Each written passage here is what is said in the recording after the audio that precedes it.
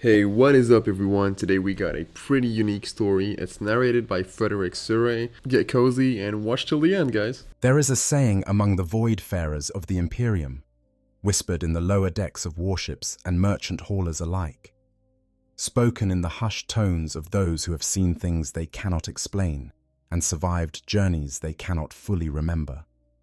The saying goes something like this: "The void between the stars is cold, but the void beneath reality is hungry."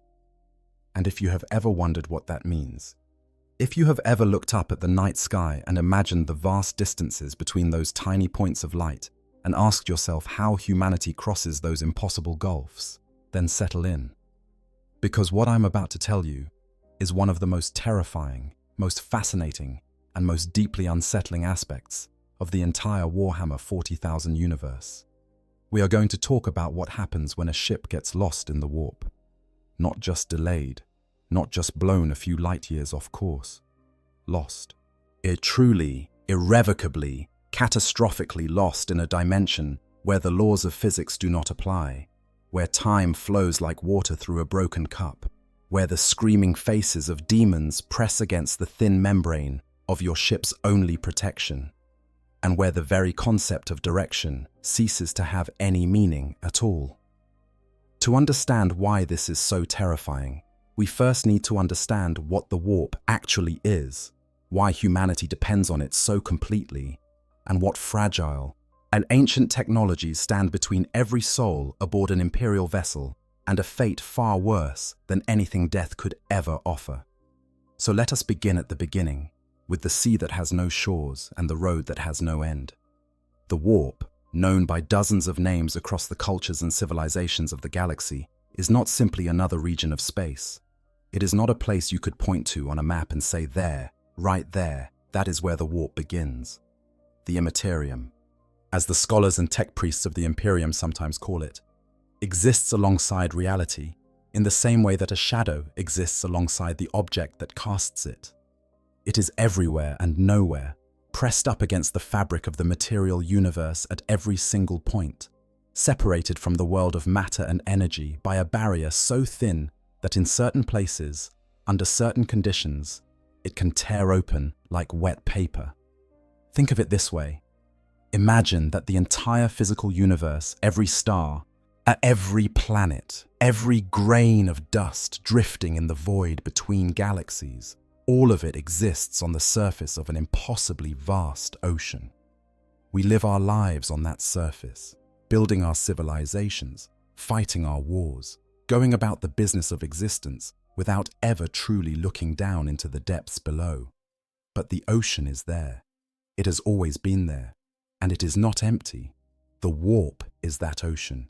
It is a dimension of pure psychic energy, kick, and a realm where thought and emotion take on form and substance, where the collective fears and desires and hatreds of every sentient being in the galaxy have accumulated over billions of years into something that is very much alive. It is the realm of chaos, home to the four great powers that sit upon their dark thrones and play their eternal games with the souls of mortals. Khorne, the blood god, whose domain is built upon skulls, and whose rivers run with gore. Tzeentch, the architect of fate, whose crystal labyrinths contain every possible future and every impossible dream. Nurgle, the plague father, whose gardens bloom with pestilence, and whose love is expressed through rot and decay. And Slaanesh, the dark prince, born from the death screams of an entire civilization, whose palaces echo with the sounds of every excess and every sensation taken beyond the point of endurance. These are the things that live beneath the surface of reality. These are the entities whose attention you draw when you punch a hole through the fabric of space-time and plunge your ship into the screaming madness of the immaterium. But the warp is not simply a realm of gods and demons. It is a place where every nightmare ever dreamed by every sentient creature in the history of the galaxy has taken on a kind of half-life, where forgotten fears and discarded hopes swirl together in a soup of raw emotion that is constantly churning, constantly shifting. They're constantly hungry. The warp has landscapes, of a sort, though they change moment to moment. There are seas of fire that burn without heat. There are mountains of crystallized sorrow that sing in frequencies that drive the listener to madness. There are forests of bone and rivers of tears and deserts of ash that stretch to horizons that fold back upon themselves. None of these things are real in any physical sense, and yet they are more real than anything in the material universe, because they are made of the one substance that truly matters in the warp: belief. Everything in the warp exists because something believes it does. The demons exist because mortal minds imagine them. The landscapes exist because the collective unconscious of the galaxy dreams them into being. The storms and currents and calms of the immaterium are driven by the emotional weather of a galaxy filled with trillions upon trillions of sentient beings, and each one contributing their joy and their grief and their rage and their desire to the endless psychic ocean that lies beneath the thin skin of reality. This is what makes the warp so fundamentally dangerous to anything that enters it from the material world. The warp does not merely exist alongside reality. It responds to reality. It reacts to the presence of mortal minds the way a body of water reacts to a stone thrown into it, with ripples and waves and currents that radiate outward from the point of contact. A ship entering the warp does not simply pass through a neutral medium. It announces its presence to every entity in the vicinity, broadcasting the psychic signature of its crew like a dinner bell ringing across a vast, dark landscape populated by things that are eternally, insatiably hungry. And yet, humanity has no choice but to enter this realm, because without the warp, there is no Imperium. Without the warp, every planet in the Emperor's domain becomes an island, isolated and alone, unreachable across the mind-breaking distances that separate star systems from one another. The light from the nearest star to Terra takes over 4 years to arrive. A conventional ship traveling at the fastest speeds achievable through normal physics would take centuries, millennia, to cross even the smallest fractions of galactic space. And the Imperium of man spans the entire galaxy, so humanity sails the warp. That's not because it wants to, but because it must. Every convoy of grain ships feeding a hungry hive world, every fleet of warships responding to an invasion, every pilgrim vessel carrying the faithful to holy shrines on distant planets, all of them must enter the immaterium and trust that they will emerge again on the other side. It is a journey that has been made countless billions of times across 10,000 years of Imperial history. Most of those journeys end safely enough. If any journey through a dimension made of nightmares can truly be called safe, but some do not. Some ships enter the warp and are never seen again. And what happens to those ships, to the tens of thousands of souls aboard them, is a story that the Imperium would prefer you never heard. Let us talk about how a ship enters the warp in the first place, because the process itself is worth understanding if we want to appreciate just how much can go wrong and how quickly a routine voyage can transform into an eternity of horror. An Imperial void ship, whether it is a massive battleship stretching kilometers from prow to stern, or a humble cargo hauler barely large enough to carry its load, possesses a piece of technology known as a warp drive. This device, enormous and bulky, takes up a significant portion of the ship's interior. It is ancient technology, most examples dating back thousands of years, maintained by generations of tech priests who understand its function through ritual and sacred tradition, rather than genuine scientific comprehension. The warp drive allows a ship to do something that should be impossible. It tears a hole in the fabric of reality, creating a temporary breach between the material universe and the immaterium, and then it pushes the ship through that breach into warp space. The moment of transition is one of the most dangerous parts of any voyage. The ship cannot simply activate its warp drive anywhere. It must first travel to a safe distance from any major gravitational bodies, planets, stars, moons, anything with significant mass. Attempting to enter the warp too close to such objects is catastrophically dangerous. A crew careless or desperate enough to attempt it might find their ship hurled thousands of light years off course. ye flung to some unknown corner of the galaxy with no idea where they are or how to get home. That is the best case. The more likely outcome is that the ship is simply torn apart by the conflicting gravitational and empiric forces, destroyed so completely that not even wreckage remains, just gone, as if it had never existed at all. Many civilized worlds maintain specific jump points, marked by navigational beacons in deep space, where ships can safely make the transition. These are the designated on-ramps to the warp, if you will, places where the barrier between dimensions is known to be relatively stable and where the currents of the immaterium flow in predictable enough patterns that a skilled navigator can chart a course with reasonable confidence. Ships gather at these points, complete their final preparations, seal every hatch and bulkhead, activate their most critical defensive system, and then make the jump. Yet the preparations for a warp jump are themselves a fascinating and deeply unsettling ritual, one that blends technology and superstition in the way that only the Imperium of man can manage. In the hours before translation, the entire ship enters a state of heightened readiness that is part military drill and part religious ceremony. The ship's commissars and officers issue the order to prepare for warp transit, and the vast machinery of the vessel begins the complex process of sealing itself against the outside. Every external hatch is secured. Every viewport is shuttered and locked. The armored plates that protect the most sensitive areas of the hull are lowered into place, covering windows and observation decks that will have nothing to observe except madness once the ship enters the immaterium. Internal blast doors throughout the ship are cycled through their diagnostic routines, as ensuring that if one section is compromised, the rest of the ship can be sealed off.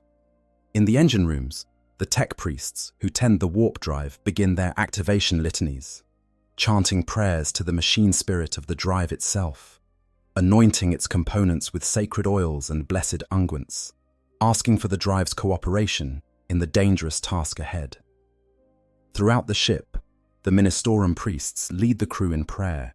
These are not perfunctory observances, they are deeply felt, yet intensely personal acts of devotion performed by men and women who know, with absolute certainty, that they are about to enter a place where the enemies of everything they hold sacred have absolute dominion. The crew gathers in the ship's chapels and cathedral spaces, their voices rising together in the familiar hymns and litanies that have been part of Imperial warp travel for 10,000 years. The litany of safe passage, the Emperor's benediction, the prayer against the darkness, the hymn of the guiding light. These words have been spoken aboard Imperial ships billions of times, and there is a strange comfort in their familiarity, a sense that if the words have carried others through the darkness before, perhaps they will do so again. Purity seals, small strips of parchment inscribed with prayers and sacred verses, are affixed to the walls and door frames throughout the ship. Yet these seals are blessed by the Ministorum priests and are believed to provide a measure of protection against the psychic contamination of the warp. Whether they actually work in any measurable sense is a question that no one in the Imperium would dare to ask aloud, because the alternative, that they are nothing but pieces of paper attached to metal with wax, is a thought too terrifying to contemplate when you are about to plunge into the realm of chaos. Yet the crew members who have been through warp transits before know what to expect, and their knowledge does not make them any less afraid. They know about the nightmares. They know about the whispers. They know about the cold spots and the shadows, and the feeling of being watched by something that has no eyes. They know that for the duration of the transit, reality itself will feel slightly wrong, as though the universe has been shifted a fraction of a degree off its axis, and that this wrongness will seep into their dreams and their waking thoughts until the ship drops back into real space and the blessed normality of the physical universe reasserts itself. The crew members who have never been through a warp transit before, the new recruits and pressed laborers and fresh-faced ratings, are given a briefing that manages to be both thorough and completely inadequate. They are told that warp transit may produce unusual sensory experiences. They are instructed to report any hallucinations or disturbing thoughts to their senior officers immediately. They are warned, in the strongest possible terms, against looking out of any viewport or opening any exterior hatch during transit. And they are told to pray. Pray constantly. Pray to the Emperor for protection. Pray for a swift voyage. Pray for deliverance from the things that dwell in the darkness between the stars. None of this quite prepares them for the moment of translation. When the warp drive activates and the ship is torn out of the material universe. The experience varies from person to person, but common reports include a sensation of falling, as though the floor has dropped away beneath one's feet. A sudden, intense pressure behind the eyes. A brief but vivid hallucination, different for every person, that seems to flash across the mind in the instant of transition. Some people see faces, others hear music. Others experience tastes or smells that have no source. The more psychically sensitive members of the crew might experience something more intense, a momentary glimpse of the warp itself, a flash of colors that have no names and shapes that have no analog in the physical world, accompanied by a sound that is not quite a sound, more like a vibration felt in the bones and the teeth and the deepest parts of the brain. And then it is done. The ship is in the warp. The Geller field is active. Yet the Navigator has opened their third eye and begun the process of guiding the vessel through the currents of the immaterium. And for every soul aboard, the waiting begins. That critical defensive system is the Geller field, and it is quite literally the only thing standing between the crew of a void ship and immediate, absolute destruction the moment they enter the warp. The Geller field is a technological marvel whose exact workings are understood by very few people in the entire Imperium, and even those few would struggle to explain it in terms that a layperson could comprehend. In the simplest possible terms, the Geller field creates a bubble of real space around the ship. Inside that bubble, the normal laws of physics continue to operate. Matter remains solid. Time flows in a single direction at a consistent rate. The crew can breathe and think and exist as they would in the normal universe. Outside that bubble is the warp, and outside that bubble. And none of those things are guaranteed. There are whispered accounts, passed between tech priests in the most secure archives of the Adeptus Mechanicus, that suggest some Geller field generators used during the Great Crusade era were powered by something deeply disturbing. A comatose psyker, kept in a state of perpetual sleep within the heart of the generator, whose dreams would project an aura of normalcy around the ship. The psyker would dream of reality, and that dream would become the shield that kept the nightmares at bay. Whether this is still the case with modern Geller fields is unclear. The Imperium has a way of burying its most uncomfortable truths beneath layers of ritual and dogma. What matters is that the field works most of the time, and that without it, no ship could survive even a moment in the warp. Because the warp is not simply an empty space through which ships travel. It is alive in a way that defies easy description, and the psychic energy that comprises it is constantly in motion, forming currents and eddies and storms of unimaginable power. These currents are what carry a ship from one point in real space to another. When everything goes according to plan, the ship rides these currents the way a sailing vessel might ride the ocean currents of ancient terror, carried along by forces it cannot control, but can, with skill and luck, navigate successfully. But the warp is not an ocean in any conventional sense. As an ocean, however vast and dangerous, obeys the laws of nature. Its currents can be mapped, its storms predicted, its tides calculated with mathematical precision. The warp obeys no laws except its own, and those laws change on the whims of entities so powerful that their mere emotions reshape the fabric of their realm.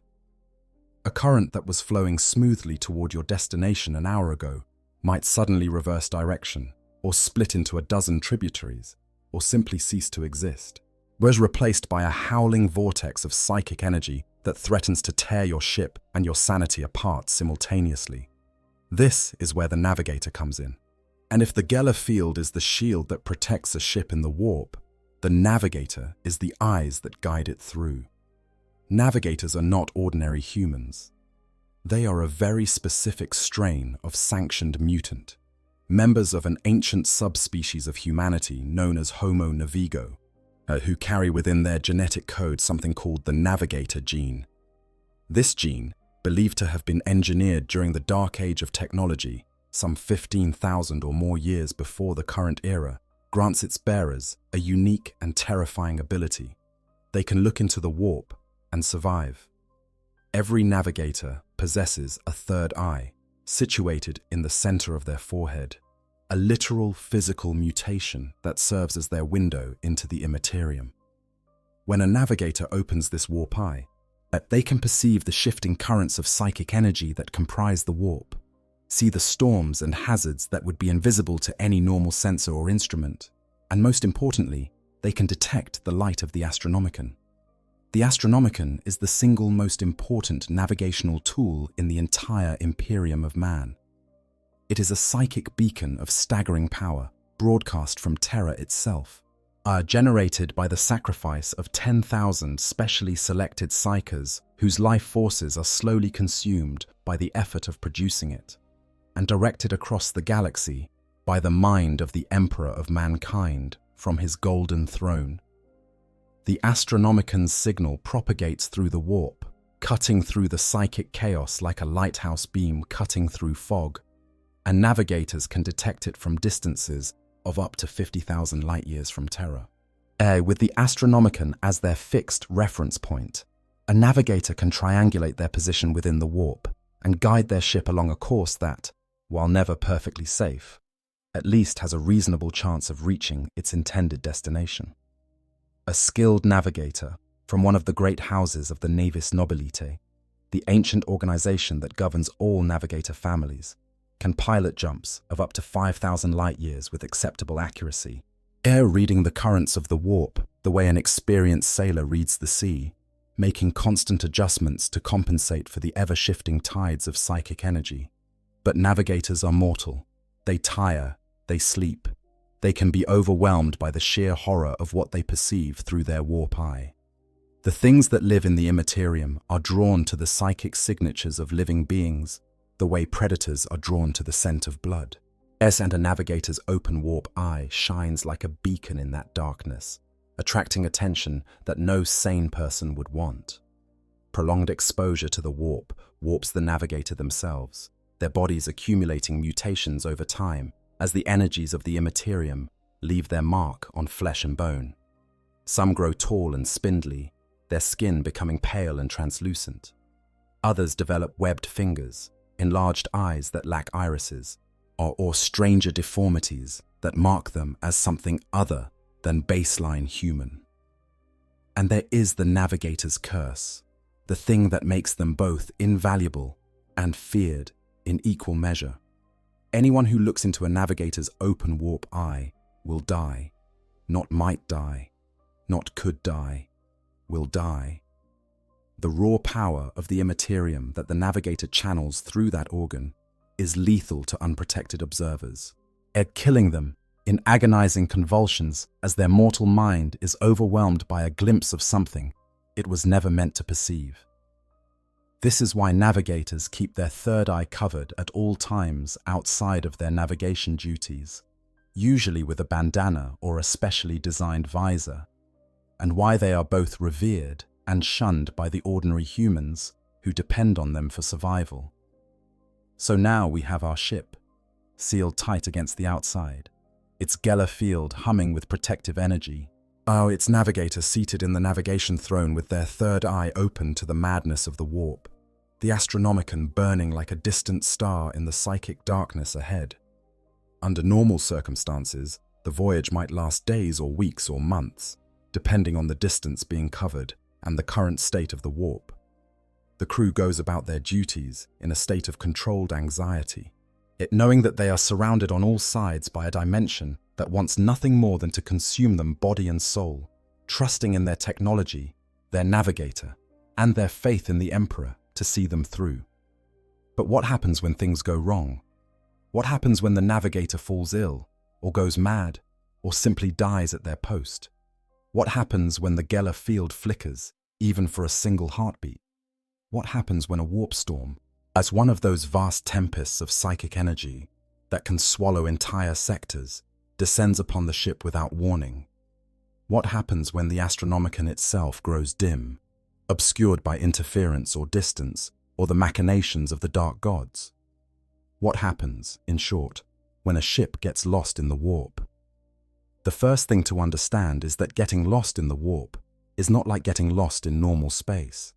In the material universe, if your navigation systems fail and you do not know where you are still somewhere specific. You can look at the stars around you, take readings, compare them to charts, and eventually figure out your position. Space is vast and cold and empty, but it is consistent. The laws of physics that govern one corner of the galaxy govern every other corner.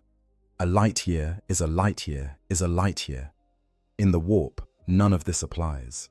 There are no stars to navigate by. There are no fixed landmarks. The very concept of distance becomes meaningless. 2 points that seemed close together a moment ago might be separated by impossible gulfs the next, and points that were light years apart might suddenly overlap, occupying the same space in a way that would drive a mathematician insane trying to calculate. The currents of the warp shift and change constantly, are driven by the emotions of billions of sentient beings and the whims of the chaos gods who feed upon those emotions. A ship that loses its navigator, that loses its connection to the Astronomicon, is effectively blind, deaf, and paralyzed in a dimension that is actively hostile to its existence. And then there is the matter of time. Time in the warp does not flow the way it does in the material universe.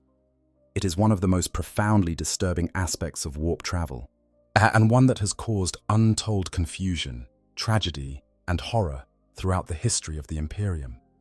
Generally speaking, 1 day spent in the warp corresponds to approximately 12 days in real space, but that ratio is not fixed. It is not reliable.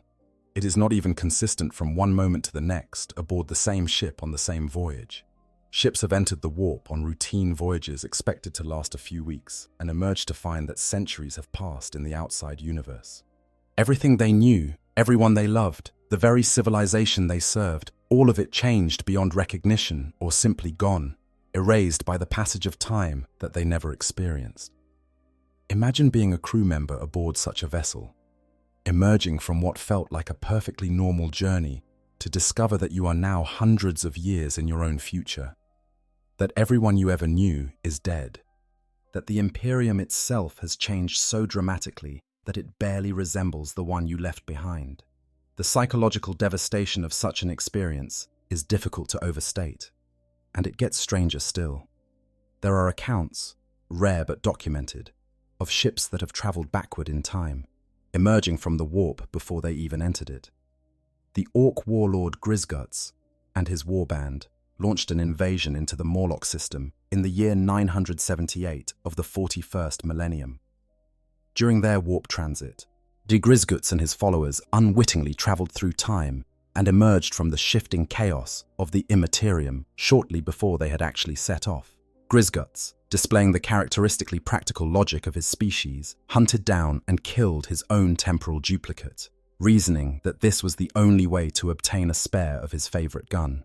The resulting confusion brought the entire invasion to a grinding halt. That story might sound almost comical, but consider the implications. If time in the warp can flow backward, then the past is not fixed. Events that have already happened might unhappen, or happen differently, or happen to different people. The concept of cause and effect, the very foundation upon which rational thought and ordered civilization are built, becomes something optional in the warp, is something that can be bent or broken by forces that operate on a level so far beyond human comprehension that trying to understand them is itself a form of madness. For a ship that is lost in the warp, time becomes a prison without walls. The crew might experience hours passing while centuries rush by in the outside universe, or they might endure what feels like years of subjective time while barely a moment passes in real space. They have no way of knowing, Their chronometers become useless, at measuring time in a dimension where time has no fixed meaning. Their calendars become artifacts of a reality they can no longer access. They exist in a state of temporal limbo, disconnected from the flow of history, suspended in a moment that might last forever, or might already be over. But the distortion of time, as unsettling as it is far from the worst thing that can happen to a ship lost in the warp. Because time is an abstract concern, or something that affects the mind but does not directly threaten the body. The things that live in the warp are very much interested in the body. Let us talk about what happens when the Geller field fails. The Geller field, as we discussed, creates a bubble of real space around the ship, a pocket of normality in a dimension of madness. As long as that bubble holds, the crew is protected from the worst that the warp can offer. But the Geller field is a machine, and machines can fail. They can be damaged by enemy fire before the ship makes its jump. They can be sabotaged by agents of chaos who have infiltrated the crew. They can simply malfunction, as even the most well-maintained technology sometimes does, especially technology that is often thousands of years old and maintained through rituals whose original purpose has been forgotten. The Imperium has come to accept, with the grim pragmatism that characterizes so much of its culture, and that a small but significant percentage of its interstellar traffic will be consistently lost to Geller field failures and other warp travel accidents. This is not a secret. It is simply a cost of doing business in a galaxy where the only alternative to warp travel is total isolation. Ships are lost, crews are consumed, and life goes on for everyone else. The Administratum files its reports, the Navis Nobilite adjusts its actuarial tables, and the next fleet sets sail into the immaterium with the same mixture of faith and resignation that has characterized Imperial warp travel for 10 millennia. But what actually happens when the field goes down? The accounts that have survived, pieced together from fragmentary records, the testimony of the vanishingly few survivors, and the psychic impressions left on ships that have experienced brief Geller failures before their fields were restored. So paint a picture that is as horrifying as anything in the entire Warhammer 40,000 setting. When the Geller field fails, the bubble of real space around the ship collapses. The warp floods in through every surface, every wall, every deck plate and bulkhead. It does not enter through doors or windows, because the warp does not respect physical barriers. It simply is there, suddenly and completely, occupying the same space as the ship and everything inside it. While the effects are immediate and devastating, the very structure of the ship begins to change. Metal becomes soft and pliable, flowing like liquid before re-hardening into shapes that have no relationship to the original design.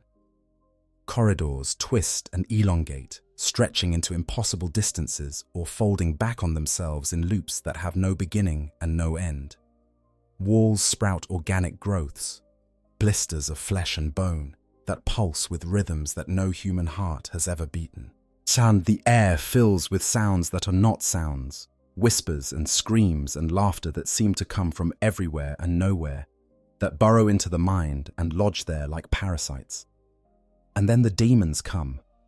Demons are the native inhabitants of the warp, creatures born from the psychic energy that comprises the immaterium, given form and purpose by the emotions and beliefs of mortal beings. They are not alive in any conventional sense. They do not have physical bodies.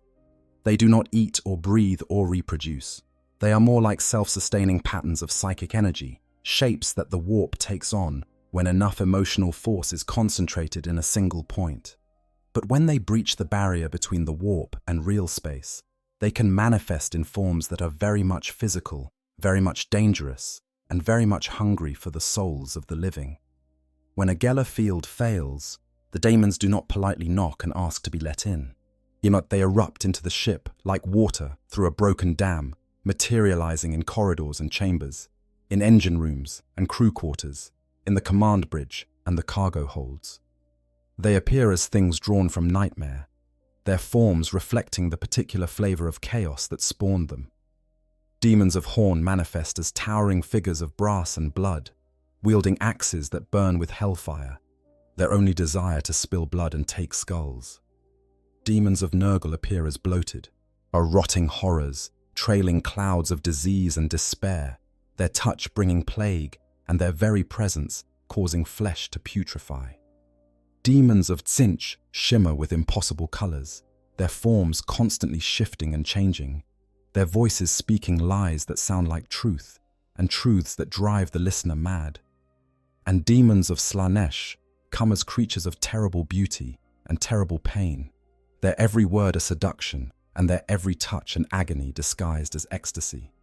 The crew of a ship that suffers a Geller field failure is faced with a situation that makes conventional warfare look like a pleasant afternoon. They are fighting enemies that can appear anywhere, that can change their forms at will, that are sustained by the very dimension surrounding the ship, and that cannot truly be killed, only temporarily dispersed back into the psychic energy from which they were born. Even the most disciplined, most well-armed crew, even space marines with their enhanced physiology and centuries of combat training, can be overwhelmed by a sustained demonic assault in the close confines of a ship's interior. But the demons are not the only threat. The warp itself is corrosive to mortal minds. Exposure to raw warp energy, even for brief periods, can cause hallucinations, psychotic breaks, violent paranoia, and a condition that the Imperium refers to simply as warp madness. Crew members who were perfectly sane moments before the field failed might suddenly turn on their comrades, convinced that they are surrounded by enemies, or they might simply stop functioning altogether, curling into fetal positions and screaming at things that only they can see. Psychers aboard the ship are particularly vulnerable. Their psychic abilities, which in normal circumstances are carefully controlled and monitored, become amplified and unstable in the presence of raw warp energy. A psyker whose powers flare out of control during a Geller breach can become a gateway for even more demonic entities, their mind literally becoming a doorway through which the horrors of the immaterium can pour into the material world. And beyond the immediate physical and mental dangers, there is the corruption. The warp does not just destroy, it changes, it transforms. It takes what is pure and makes it foul, takes what is loyal and makes it treacherous, and takes what is human and makes it something else entirely. Crew members who survive prolonged exposure to raw warp energy may find themselves mutating, their bodies warping and changing in ways that reflect the influence of whichever chaos power holds the strongest sway in that particular region of the warp. Skin might change color or texture. Extra limbs might sprout from torsos and backs. Eyes might multiply or move to new locations on the face. Or internal organs might rearrange themselves or be replaced entirely by structures that have no analog in normal biology. These mutations are not just physical. The mind mutates too. Values that once seemed absolute, loyalty to the Emperor, love for one's comrades, the desire to do right and serve humanity, these things can be eroded and replaced by new drives and new desires that serve the purposes of the Chaos Gods. Honestly, this is one of those topics that just keeps me up at night thinking about it. Like, out of everything in 40k, the warp genuinely unsettles me the most. It's not the Tyranids, it's not even Chaos Marines, it's the idea that you could just be some random dude working on a cargo ship, doing your job, and one day the lights flicker and suddenly you're stuck in a dimension that hates you and there's no exit. That's what makes this setting so good to me. It takes something we all understand, the fear of being lost, of being somewhere you can't get home from, and it cranks it up to a cosmic scale. And I think that's why so many of us keep coming back to this lore. It takes real human fears and wraps them in this insane sci-fi framework. But anyways, let us continue the video. And a crew member who was a devoted servant of the Imperium before the Geller field failed might emerge from the experience as a willing servant of chaos, not because they chose to turn their back on everything they believed in, but because the warp reached into their mind and rewrote the very foundations of their personality. This is what makes Geller field failure so much worse than simple destruction. If the ship was simply torn apart by the warp, the crew would at least have the mercy of a quick death. But the warp is not merciful. It is creative in its cruelty, and it has all the time in the universe, literally, to work its terrible transformations on the bodies and souls of those unfortunate enough to fall into its grasp. It should be noted that Geller field failures are not always total and instantaneous. In many documented cases, the field does not simply switch off like a light. Instead, it weakens gradually, almost developing what the tech priests call flicker zones, areas where the protective bubble thins and becomes permeable. These partial failures are in some ways more dangerous than a total collapse because they create a situation of uncertainty that can last for hours, days, or even weeks. The crew knows something is wrong. They can feel it. The nightmares grow more intense. The whispers become louder. Cold spots appear in corridors that were warm moments before. Its shadows begin to move independently of any light source. And in the areas where the field is thinnest, things begin to happen that defy rational explanation. Objects move on their own. Tools left on workbenches are found in different locations. Messages appear on data slates that no one remembers writing. Messages that contain information about the personal fears and secret shames of crew members who have never met each other. The ship's servitors, those cybernetic constructs that perform menial tasks throughout the vessel, begin to behave erratically, their limited machine intelligence disrupted by the seeping warp energy. Some simply shut down. Others begin performing their tasks in reverse, or in ways that are subtly wrong, assembling components in configurations that serve no purpose anyone can identify. A few become violent, turning their built-in tools into weapons and attacking crew members with a ferocity that their programming should not allow. In the galley, food begins to taste different, not spoiled exactly, but wrong, as though the fundamental nature of the ingredients has been altered at a level too deep for the tongue to articulate. Water takes on a faint reddish tint that purification systems cannot remove. The air in certain sections of the ship develops a smell that different crew members describe differently. Some say it smells like burning hair. Others say it smells like flowers at a funeral. A few say it smells like something they remember from childhood, a specific scent tied to a specific memory, which is somehow the most disturbing description of all. The lights flicker, not the steady, rhythmic flicker of a faulty electrical connection, but an irregular, but almost purposeful fluctuation that seems to respond to the emotional state of the people nearby. When a crew member is calm, the lights burn steady. When fear spikes, when a shadow moves in the corner of someone's vision, the lights dim and stutter, as though the warp is feeding on the terror and using it to push deeper into the ship's systems. Throughout all of this, the tech priests and engineers work frantically to restore the Geller field to full strength. Yeah, their work is complicated by the fact that the very instruments they depend upon are being affected by the warp energy seeping through the weakened field. Diagnostic tools give contradictory readings. Repair protocols that have worked perfectly for decades suddenly produce unexpected results. The machine spirit of the Geller field generator itself seems to be resisting their efforts, as though the corrupting influence of the warp has already begun to alter the fundamental nature of the device.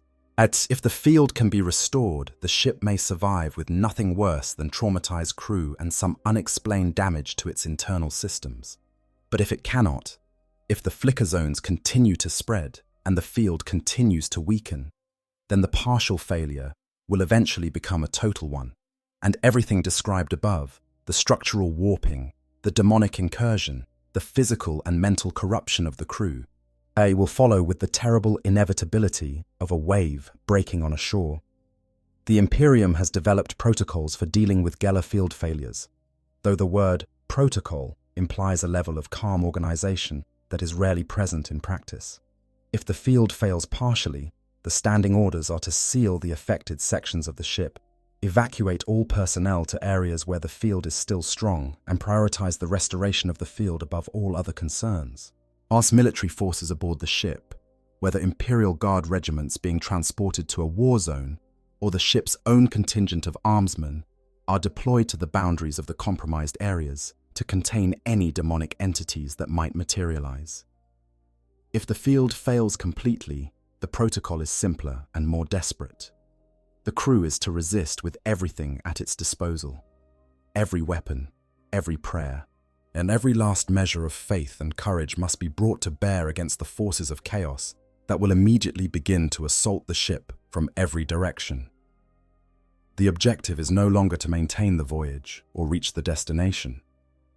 The objective is to survive long enough for the tech priests to restore the field, or failing that, to make an emergency translation back to real space, regardless of the dangers involved.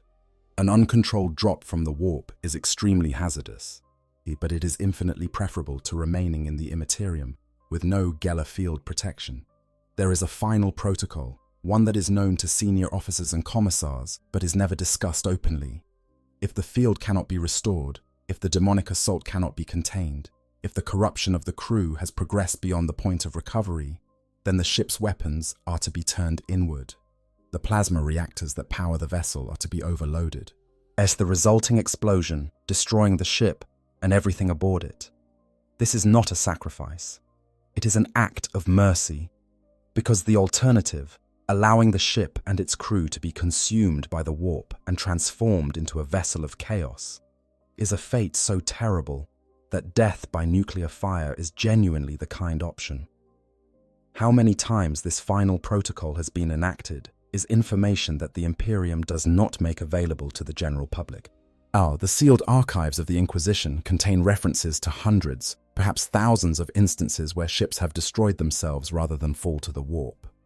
Whether the actual number is higher or lower than this is impossible to determine, because ships that successfully self-destruct leave no survivors to report what happened. They simply vanish, added to the long list of vessels lost in the warp, thus their final act of defiance unrecorded and unremembered by anyone outside the most restricted circles of Imperial authority. There is a particular category of horror that deserves its own discussion here, and that is the fate of ships that are not immediately destroyed by Geller failure, but instead drift in the warp for extended periods, with their fields compromised or completely offline. These vessels, over time, undergo a transformation that is perhaps the most disturbing outcome of all. They become what the Imperium calls demon ships. A demon ship, also sometimes called a ship of the damned, is a vessel that has been so thoroughly corrupted by warp energy that it has ceased to be a machine in any meaningful sense and has become something closer to a living organism. Some say these ships are created when a crew sacrifices themselves to the dark gods, seeking immortality in return for eternal servitude. Others argue they are vessels condemned by acts so unspeakable that even the warp itself takes notice. But the most commonly accepted explanation is the simplest and the most terrifying. They are ships that were lost in the warp. Ships that disappeared from the real universe for centuries or millennia, drifting in the immaterium until the warp had its way with them completely. When they finally re-emerge into real space, their mortal crews are long gone, replaced by demons who have taken up residence in the warped and twisted hull. Navigators who have glimpsed these vessels in the warp describe them as nightmarish parodies of normal ships, their hulls covered in organic growths and screaming faces, their engines burning with unnatural fire, their very silhouettes radiating malice so intense that even viewing them through the protective filter of the warp eye causes physical pain. There are tales among the Navigator houses of these demon ships pursuing their prey through the immaterium, following in the wake of normal vessels, the way sharks follow a wounded fish, waiting for the moment when their quarry's defenses falter so they can close in and feed. The Imperium has encountered these ships in real space as well, where they are treated as threats on par with the most dangerous enemy vessels. A daemon ship that emerges from the warp near an Imperial world or shipping lane is an immediate crisis, requiring a military response that might include entire battle fleets to contain and destroy. And even then, destruction is not always possible. Some demon ships have demonstrated an ability to regenerate damage, their corrupted hulls knitting themselves back together with the same organic persistence as a healing wound. And others have been known to simply vanish back into the warp when threatened, dissolving into the immaterium like smoke in a strong wind, only to reappear elsewhere weeks or months later to resume their predatory activities. The fate of the original crews of these vessels is a question that the Imperium prefers not to dwell upon. The official position of the ecclesiarchy is that the souls of the faithful are protected by the Emperor's grace and cannot truly be lost to the powers of chaos. Or the unofficial reality, the one that is acknowledged in the sealed archives of the Inquisition and the whispered conversations of senior naval officers, is considerably less comforting. The souls of those crews are not protected. They are not saved. They are consumed, their psychic energy absorbed into the warp to feed the very entities that destroyed them. At their individual identities dissolved into the screaming chaos of the immaterium, until nothing remains of who they were or what they believed. Now, assuming a ship becomes lost in the warp without suffering an immediate Geller field failure, there are still enormous dangers to contend with. A ship with a functioning Geller field but no navigator, or a navigator who has lost the signal of the Astronomicon, is in a situation not unlike a sailing ship in the middle of an ocean with no compass, no stars, and no idea which direction land might lie. The ship can move, after a fashion, carried along by the currents of the warp, but it cannot control where those currents take it. It cannot determine its position relative to the real universe. It cannot choose when or where to emerge back into real space. The crew of such a ship faces a terrible choice. They can attempt to ride out their situation by hoping that the currents will eventually carry them close enough to a stable region of the warp that they can make an emergency translation back to real space. This is a gamble in the truest sense of the word, with odds that cannot be calculated and stakes that could not be higher. The ship might drift for days or decades or centuries before finding such an opportunity, and the crew might age and die before it comes. Or time might play its tricks, and they might emerge to find that barely any time has passed at all. There is simply no way to know. Alternatively, the crew can attempt an emergency drop from the warp, essentially forcing their way back into real space without the guidance of a navigator or the reference point of the Astronomicon. This is extremely dangerous. Ships coming out of the warp need to appear at a safe distance from any major gravitational bodies. And without a navigator to guide the transition, the ship has no way of ensuring this. It might emerge safely in deep space, far from any star system, stranded but alive, or it might emerge inside a planet's gravity well, or dangerously close to a star, or in the middle of an asteroid field. The gravitational surges generated by an uncontrolled warp translation can be devastating to both the ship and anything in its immediate vicinity. And even if the ship survives the transition, yet it might find itself so far from its intended destination, so deep in unexplored or hostile space, that rescue is effectively impossible. There are documented cases of ships that attempted emergency warp translations and emerged into real space, tumbling end over end, their crews dead or dying from the forces exerted on the vessel during the uncontrolled transition. Others have emerged into the middle of enemy territory, as appearing without warning in systems controlled by orcs, or the forces of chaos, or other hostile powers, going from one desperate situation to another without a moment's pause. And some have emerged into the void between galaxies, so far from any star that the light of the nearest sun is barely visible, adrift in a darkness so complete that it makes the void between stars look positively welcoming by comparison.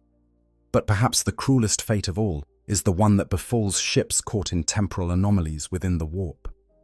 We touched on the distortion of time earlier, but it deserves further exploration because the sheer scale of the temporal displacement that can occur is staggering. The Eye of Terror, that vast region of space where the warp and real space overlap permanently, a wound torn in reality by the birth scream of Slaanesh millennia ago, is notorious for its temporal effects. Our ships that travel too close to the eye can be caught in temporal whirlpools, vortexes of distorted time that can carry them backward or forward through the centuries, with no warning and no way to escape. Some ships caught in these whirlpools are trapped in a state of temporal limbo, frozen in a moment that never ends, their crews alive but unable to move, to think, to age, to die. They simply exist, suspended between heartbeats for all eternity. The Great Rift, the Cicatrix Maledictum, on which tore reality asunder in the closing years of the 41st millennium, has made these temporal effects exponentially worse. When the Great Rift opened, splitting the galaxy from the Eye of Terror to the Hadex anomaly on the eastern fringe, the temporal fluctuations that had once been largely confined to the areas around major warp storms spread across the entire galaxy. Some worlds experienced centuries in the space of a few moments. Others were frozen in time, barely a day passing, while the rest of the galaxy aged decades. Ships caught in transit during the rift's opening were subjected to temporal forces of unprecedented intensity, with entire fleets being scattered across not just space, but time itself. The Noctis Eterna, the period of darkness that immediately followed the Great Rift's formation, was arguably the worst moment for warp travel in the entire history of the Imperium. The Astronomicon, as that vital beacon that every navigator depends upon, was dimmed to near extinction across much of the galaxy. For a period that lasted anywhere from days to months depending on the region, navigators could see nothing. The guiding light that had allowed humanity to cross the stars for 10,000 years simply went out, and every ship in the warp at that moment was suddenly, terrifyingly, completely blind. The casualties were beyond counting. Entire fleets vanished. Was merchant convoys carrying the supplies that kept whole sectors fed and functioning were swallowed by the warp and never seen again. Military task forces on their way to defend threatened worlds found themselves hopelessly lost, their navigators screaming in confusion as the familiar beacon of the Astronomicon was replaced by nothing but the howling darkness of the immaterium. By the time the Astronomicon's light was restored, the damage was catastrophic, and nearly half of the Imperium's 1,000 known Space Marine chapters were unaccounted for. No fewer than 12 chapter homeworlds were reported destroyed. Countless billions of Imperial citizens had died, not in battle, but in the darkness and confusion that followed the loss of the galaxy's only reliable means of interstellar navigation. And for those unfortunate enough to find themselves on the wrong side of the Great Rift, in the region that became known as the Imperium Nihilus. At the Dark Imperium, the situation was even worse. The light of the Astronomicon could not penetrate the rift. The navigators of the Dark Imperium were left permanently without their guiding star, forced to rely on short, blind jumps through warp space that were little better than random chance. Worlds that had been connected to the greater Imperium for millennia were suddenly isolated, cut off from reinforcement, supply, and communication. Each planet had to stand alone against whatever horrors the warp chose to throw at them, with no expectation of rescue and no way to even call for help.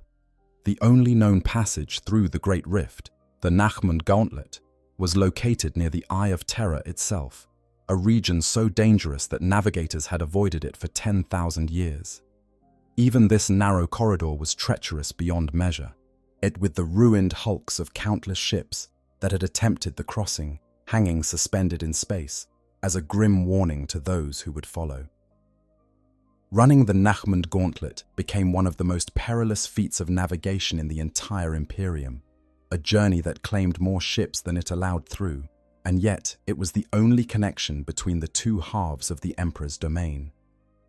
Let us now turn our attention to a phenomenon that is intimately connected to ships lost in the warp, one that represents perhaps the most visceral and tangible consequence of the Imperium's dependence on warp travel. Let us talk about space hulks. A space hulk is exactly what it sounds like, a hulk in space. But that simple description does not begin to capture the scale, the danger, or the sheer eerie strangeness of these things. A space hulk is a massive conglomeration of lost ships and wreckage, fused together over millennia into a single enormous body that drifts through the galaxy like a metallic tumor. Many start as single vessels, ships that were lost in the warp, and stripped of their crews by time, disaster, or the attentions of the things that dwell in the immaterium. These derelict ships drift in the warp for centuries or millennia, carried by currents they cannot resist, until they collide with other lost vessels, with asteroids that have been drawn into the immaterium, as with the ruins of ancient space stations and orbital platforms long since forgotten by anyone who might once have built them. Over time, These collisions weld the individual components together through a combination of physical impact, corrosion, ice, and warp taint, creating a single massive structure that can grow to immense proportions. Some space hulks are the size of small moons. Others are large enough to have their own atmosphere and their own gravity, was generated by the sheer mass of accumulated wreckage. They are cities of the dead, or rather, cities of the once living, filled with the remnants of civilizations and technologies spanning thousands of years of galactic history. Space hulks drift in and out of the warp seemingly at random, carried by the same chaotic currents that move everything in the immaterium. They can appear in a star system without warning, materializing from nothing like a ghost ship emerging from fog. And they can disappear just as suddenly, dropping back into the warp and vanishing for centuries before appearing again somewhere else entirely. Some space hulks have been tracked by the Imperium over long periods, and have shown semi-regular patterns of appearance, arriving at certain locations at roughly predictable intervals. But even these patterns are unreliable. The warp is not a place that rewards attempts at prediction. The Imperium has a complicated relationship with space hulks. As, on one hand, they are immensely valuable, because many of the ships that comprise a space hulk date back to the dark age of technology, that golden era 15,000 years in the past, when humanity's scientific knowledge far exceeded anything that exists in the current Imperium.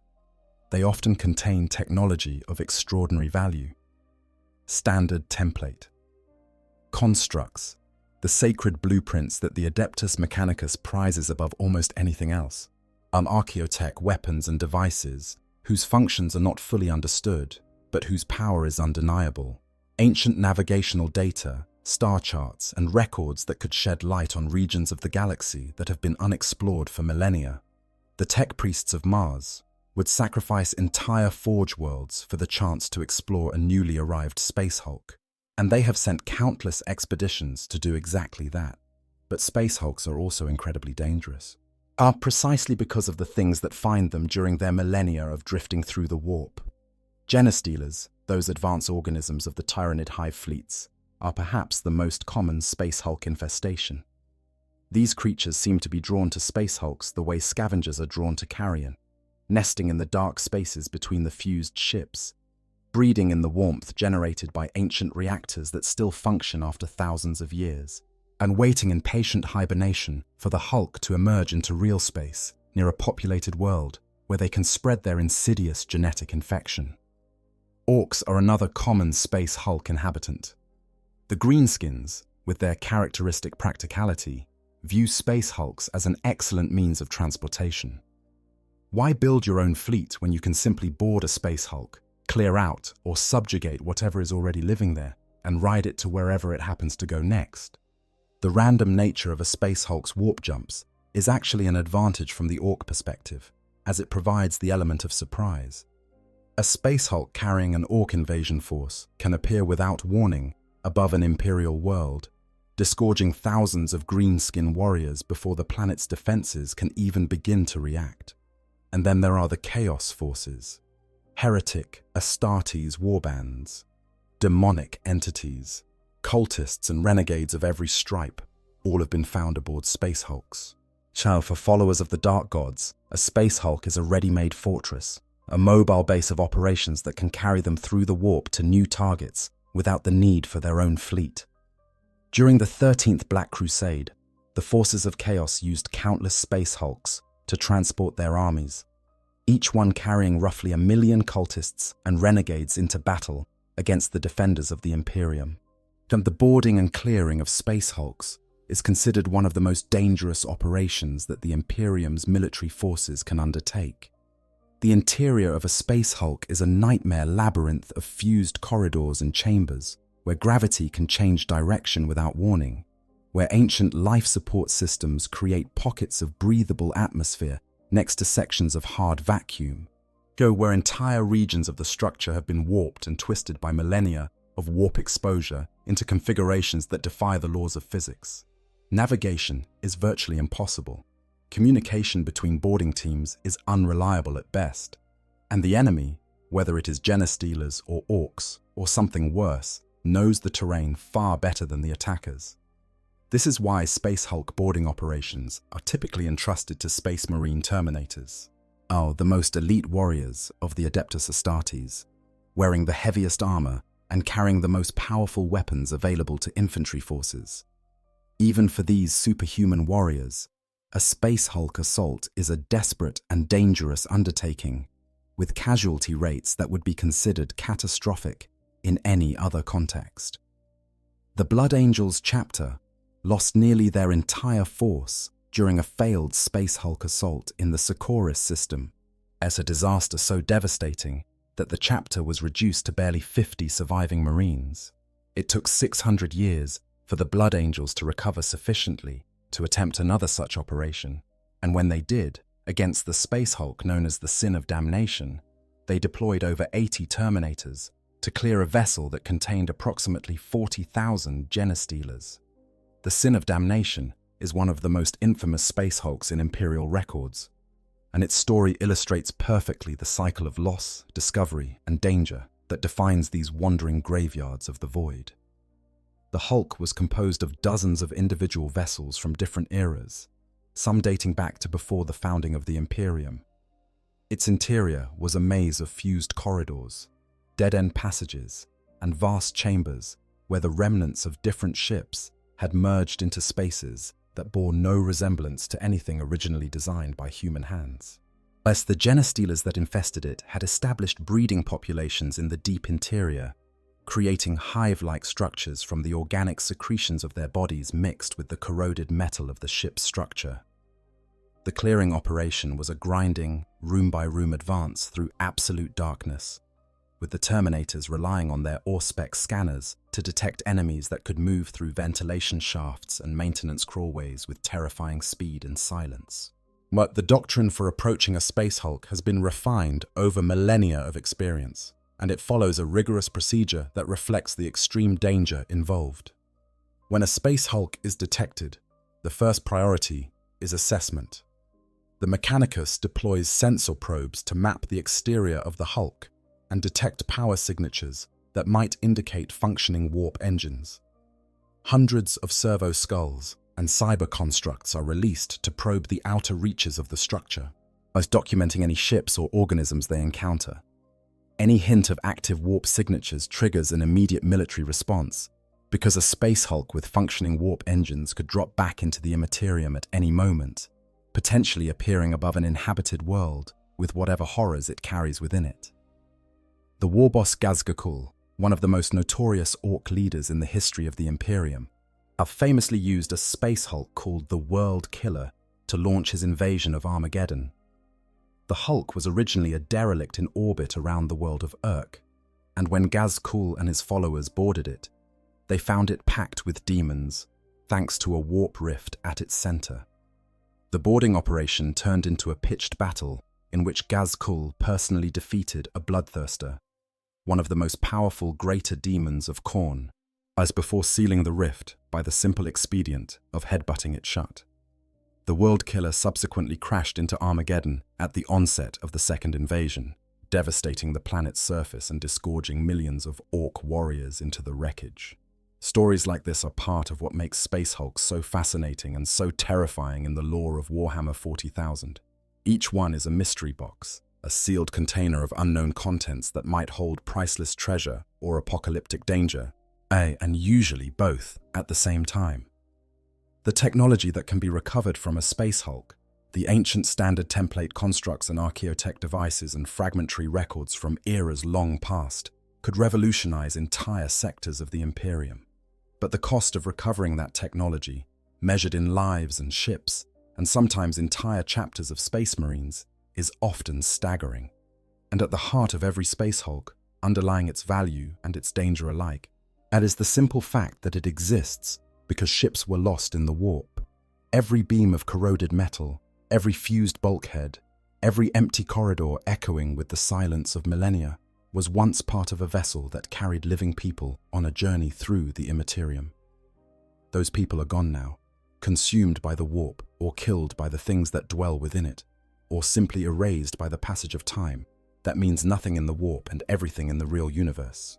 The Space Hulk is their grave marker, a monument to their loss that wanders the galaxy like a ghost, carrying the echoes of their final moments within its twisted, corroded hull.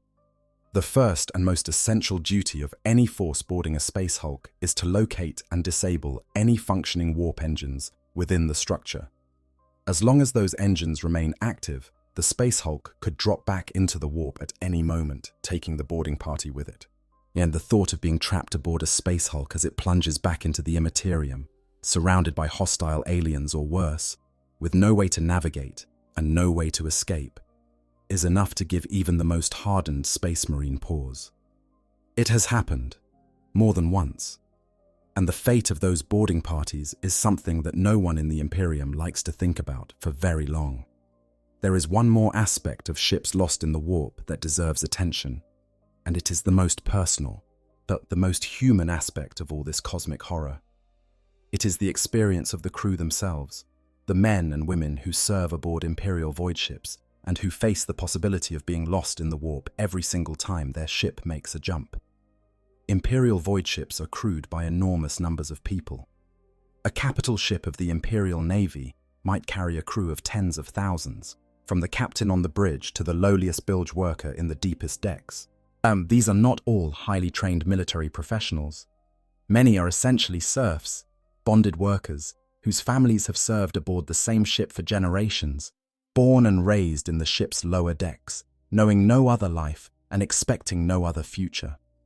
They live, work, raise their families, grow old, and die within the metal walls of their vessel, and many of them have only the vaguest understanding of what happens when the ship enters the warp.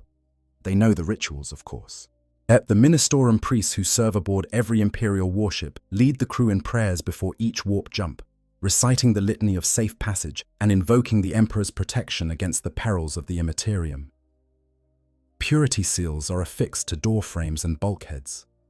Incense is burned in the corridors. Holy water is sprinkled on the Geller field generators. These rituals are not merely superstitious tradition. In the Warhammer 40,000 universe, where faith has genuine power and the Emperor's will can manifest as a tangible force against the darkness, these observances may actually contribute to the ship's protection, or they may not. No one knows for certain, and that uncertainty is itself a kind of torment. What the crew does know, what they can feel in their bones, even if they cannot articulate it, is that something changes when the ship enters the warp. Even aboard a ship with a perfectly functioning Geller field, and even during the smoothest and most routine of voyages, the warp makes its presence known. Crew members report nightmares during warp transit, dreams of such vivid and disturbing intensity that they wake screaming.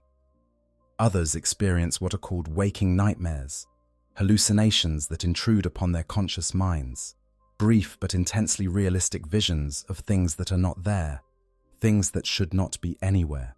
Shadows move in ways that do not correspond to any light source, and sounds echo through corridors when no one is there to make them. Temperature drops occur in localized areas, sudden plunges of cold that leave frost on metal surfaces and breath visible in the air. These phenomena intensify during the moments of translation, the transitions between real space and the warp.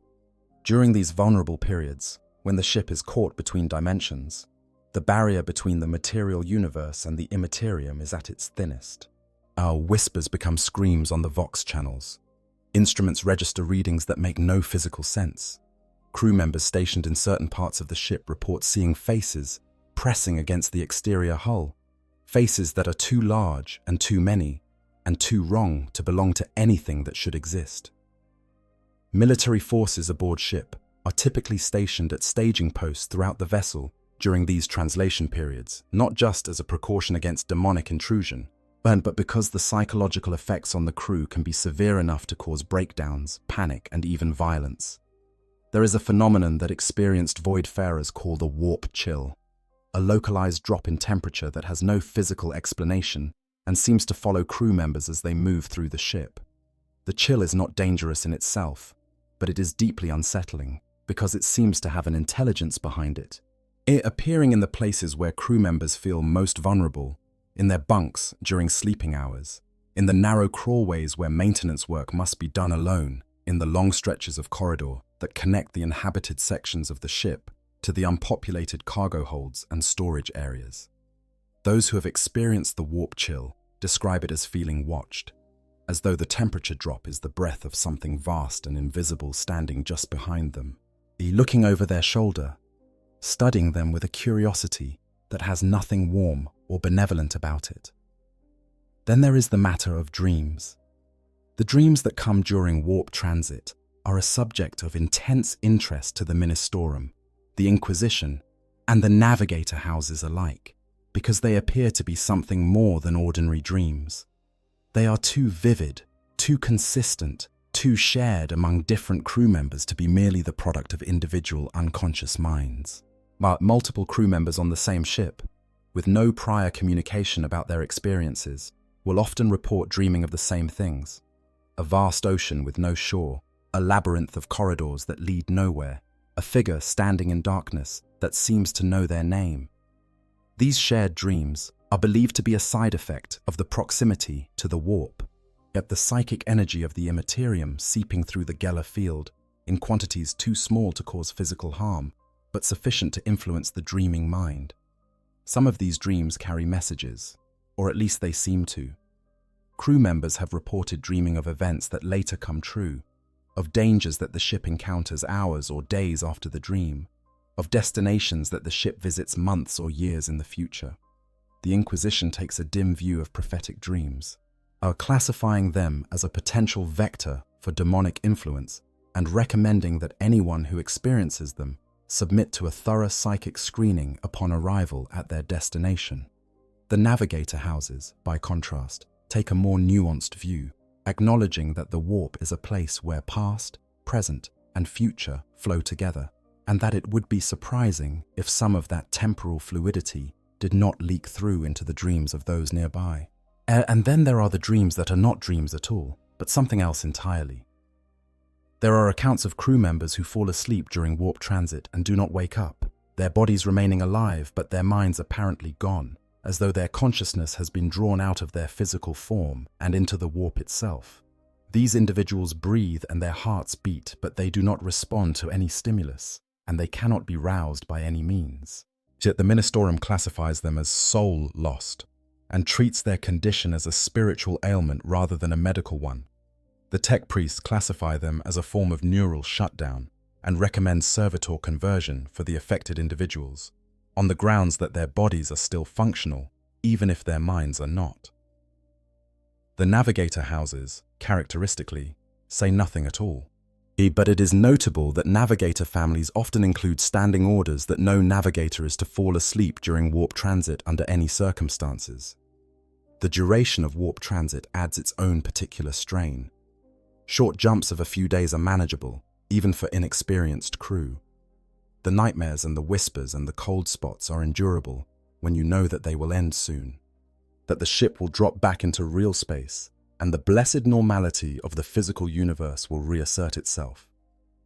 But longer voyages, the kind that take weeks or months of subjective time, wear down even the most hardened crew.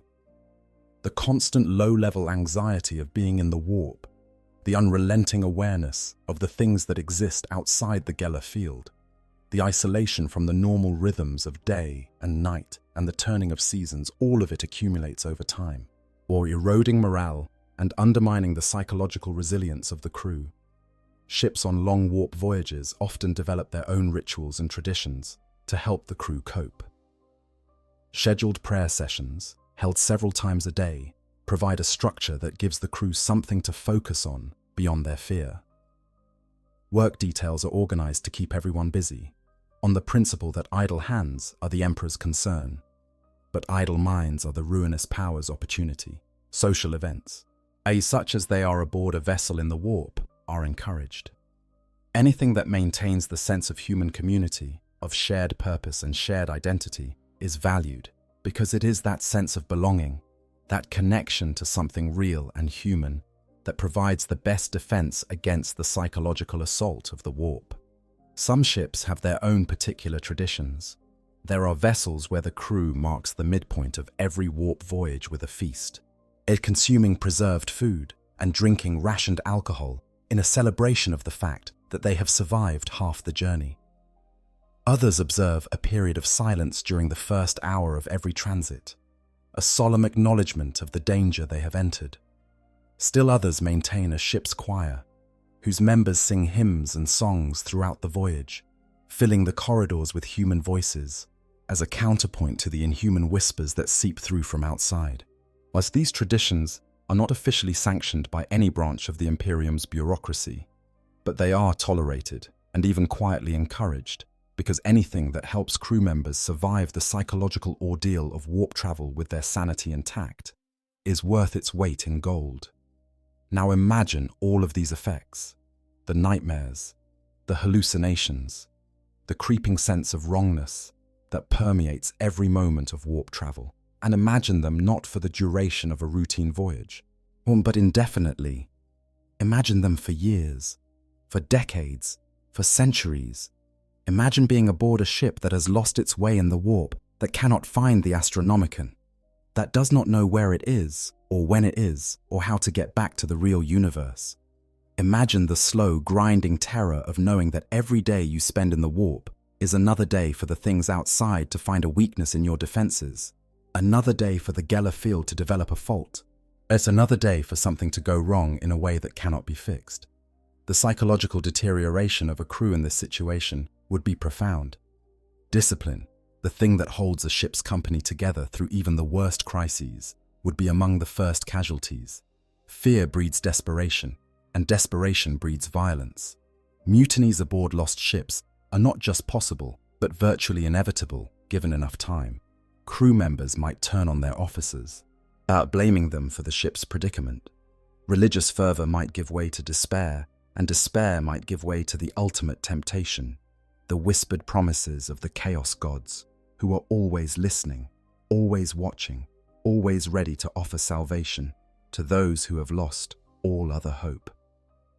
There are accounts in the sealed archives of the Inquisition of ships that were recovered after being lost in the warp for extended periods.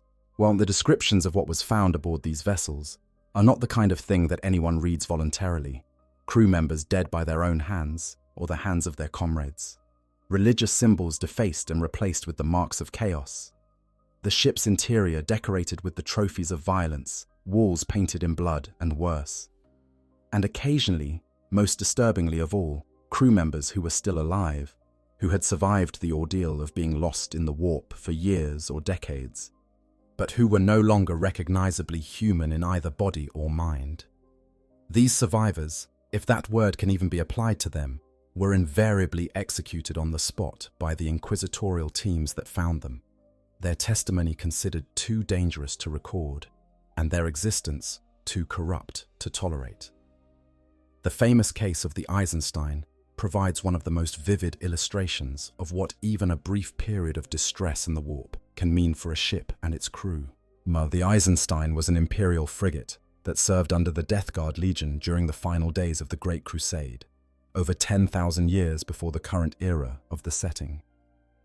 When the War Master Horus turned against the Emperor and launched the heresy that would split the galaxy in two, a small cadre of 70 loyal Death Guard Marines under Battle Captain Nathaniel Garrow seized the Eisenstein and fled the Istvan system, desperate to bring word of the betrayal to Terra. Yet the Eisenstein's voyage through the warp was harrowing. The ship had been damaged during its escape, and that damage had weakened its Geller field. During transit, the field failed briefly, just long enough for the influence of Nurgle, the plague god, to reach into the ship. The corpses of dead Marines aboard the vessel were reanimated by Nurgle's power, rising as bloated, plague-ridden monstrosities that attacked the surviving crew. These were the first Plague Marines, and proto-versions of the diseased warriors that would become one of the most feared forces in the armies of chaos. The ensuing battle killed the ship's navigator and forced an emergency translation back to real space that left the Eisenstein stranded in the void, hundreds of light years from any inhabited system. Garrow's solution was desperate but effective. he ordered the Eisenstein's warp drive to be jettisoned and detonated, producing a psychic signal in the immaterium powerful enough to attract the attention of passing ships. The gamble paid off. The Eisenstein was rescued by the Imperial fists aboard their fortress monastery, the Phalanx, and Garrow was able to deliver his warning to the Primarch Rogel Dawn. But the Eisenstein itself was scuttled, too damaged and too contaminated to be trusted ever again. And even this, a relatively brief period of warp distress aboard a ship crewed by some of the most formidable warriors in the galaxy, nearly ended in total disaster. Consider then the fate of an ordinary merchant ship, crewed not by space marines, but by ordinary humans, carrying not weapons, but grain, or manufactured goods or pilgrims. Consider such a ship becoming lost in the warp, its navigator dead or incapacitated, its Geller field functioning but for how long no one can say. Consider the tens of thousands of men, women, and children aboard that ship. People who have done nothing to deserve what is happening to them, facing an ordeal that they cannot understand and cannot escape.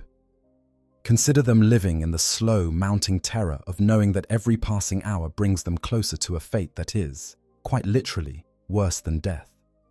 To put all of this in historical context, we should understand that ships being lost in the warp is not merely a modern problem of the 41st millennium. It is a catastrophe as old as warp travel itself. And there was a time in human history when it happened on a scale so vast that it nearly destroyed the entire species. The Age of Strife, sometimes called Old Night, was a period lasting roughly 5,000 years, from approximately the 25th millennium to the 30th millennium, during which the warp became so turbulent and so violently unstable that reliable interstellar travel became virtually impossible. Before this period, humanity had spread across the galaxy during the Dark Age of technology, colonizing millions of worlds and building a civilization of breathtaking scope and sophistication. Faster than light travel through the warp was the glue that held this civilization together, the vital connection that allowed these far-flung human worlds to trade, communicate, and support one another. As when the warp storms of the Age of Strife erupted, that glue dissolved overnight. The immaterium became a howling maelstrom of psychic energy, stirred into a frenzy by the rise of psychers among the human population and the growing power of the entity that would eventually become Slaanesh. Ships that attempted to travel the warp during this period were lost in numbers that stagger the imagination. Entire fleets vanished without a trace. As colony ships carrying thousands of settlers to new worlds were swallowed by the immaterium, never to be seen again, or emerging millennia later as space hulks crewed by things that were no longer human. The navigational infrastructure that had supported interstellar travel, the beacons and relay stations and charted routes, was swept away by the storms, leaving nothing but chaos and darkness in its wake. The result was the effective collapse of human civilization on a galactic scale. And every human world was cut off from every other human world, isolated behind walls of warp storms that could not be breached by any known technology. Some worlds descended into barbarism. Others were conquered by the alien species that had always lurked at the edges of human space, waiting for the moment of weakness. Still others were consumed by the very warp storms that had isolated them, their populations driven mad by the psychic energy that bled through the thinning barrier between dimensions, their civilizations destroyed not by external enemies, but by the unrestricted manifestation of chaos in their midst. It was from this period of unimaginable darkness that the Emperor of Mankind arose to reunify humanity, launching the great crusade that would forge the Imperium of man from the scattered remnants of human civilization. At the Emperor's creation of the Astronomicon and his patronage of the Navigator houses made long-distance warp travel possible again, but it never made it safe. The lessons of the Age of Strife were written in the deaths of trillions, and they taught humanity a truth that the Imperium has never forgotten. The warp is not a tool to be used. It is a beast to be ridden, and the beast can throw its rider at any moment.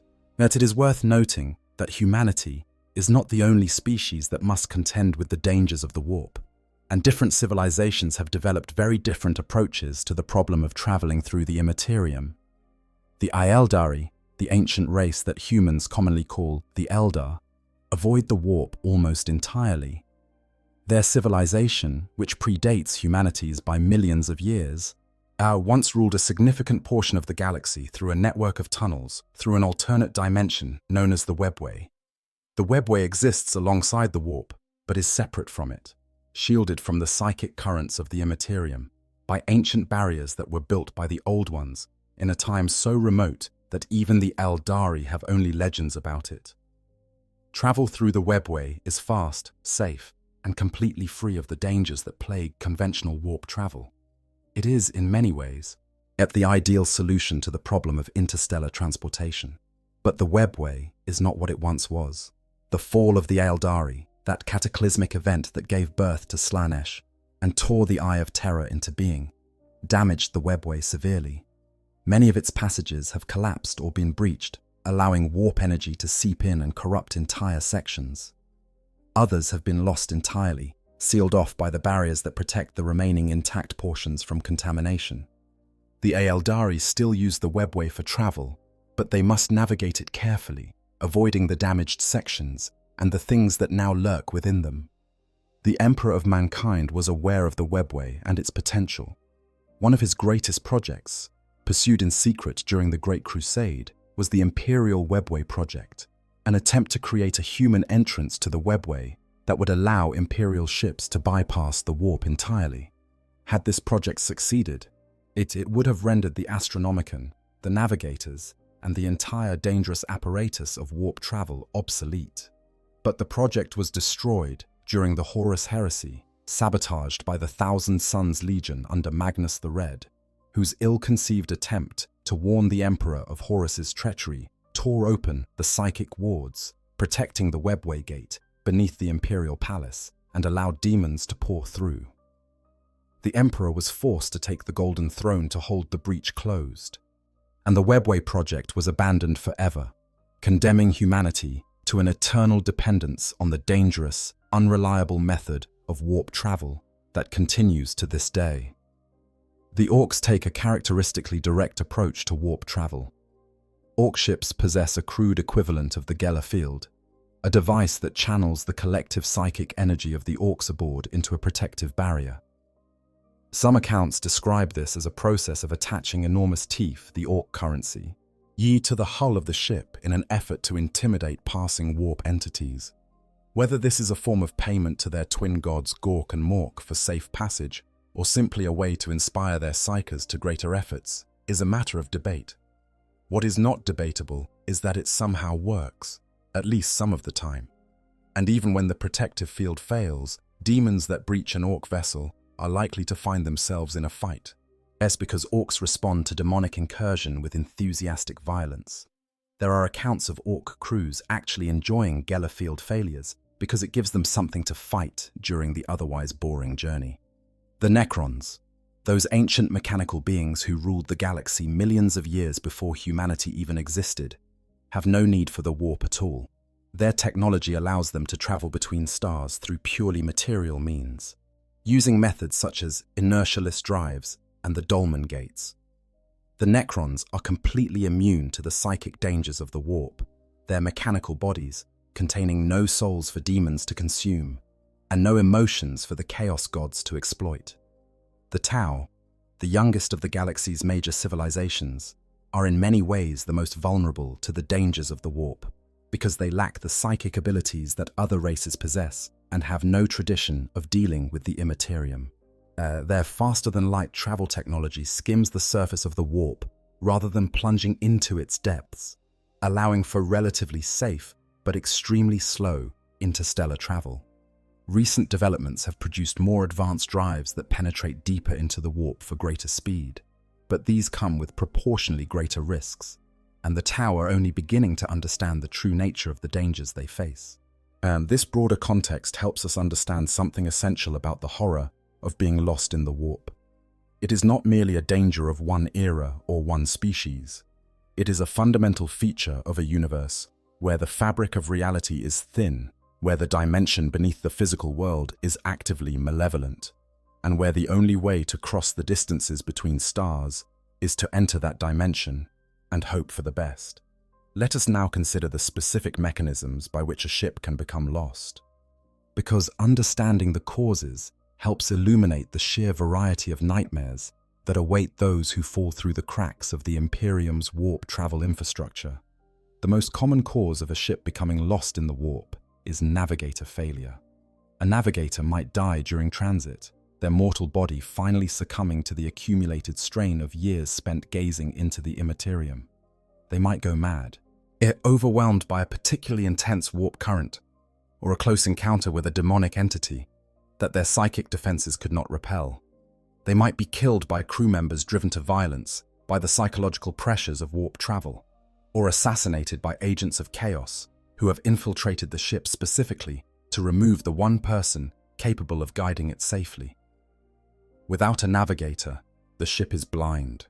It can still travel through the warp, carried by whatever currents happen to be flowing in the area, but it has no way of steering, no way of knowing where those currents are taking it, and no way of choosing when or where to drop back into real space.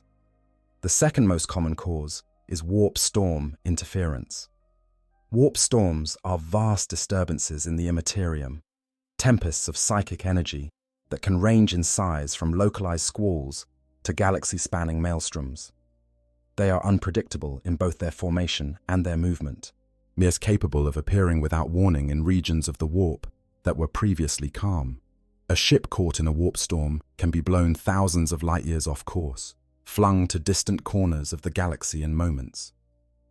The storm can interfere with the ship's instruments, scramble its navigation systems, and block the navigator's perception of the Astronomicon, leaving the vessel effectively lost, even with a fully functional navigator at the helm.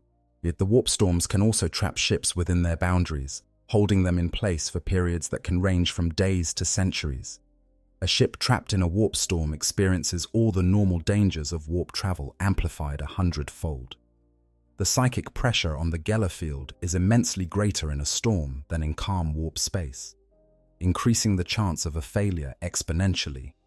The psychological effects on the crew are similarly amplified, with nightmares becoming so vivid and persistent that crew members can lose the ability to distinguish between their waking lives and their sleeping torments.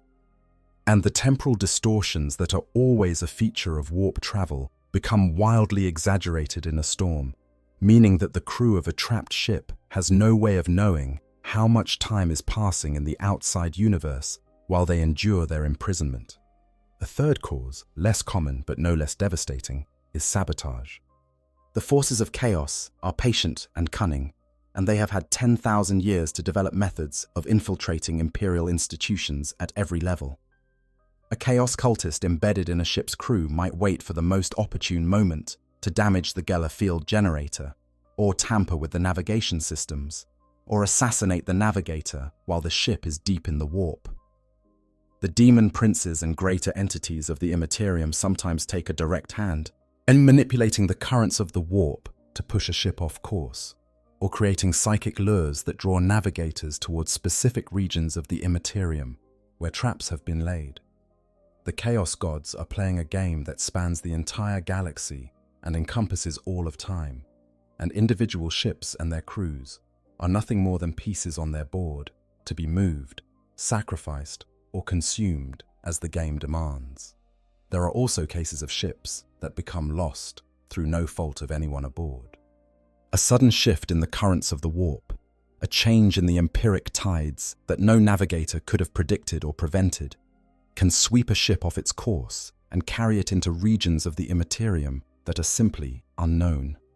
The warp is vast, far vaster than the physical galaxy it mirrors, and there are regions of it that no human navigator has ever charted, regions where the rules that govern even the chaotic normality of the warp no longer apply. Yet ships that are carried into these uncharted regions face dangers that are literally beyond description, because the entities and phenomena that exist there have never been observed and catalogued by any surviving witness. And then there are the ships that are not lost at all in the conventional sense, but are instead taken.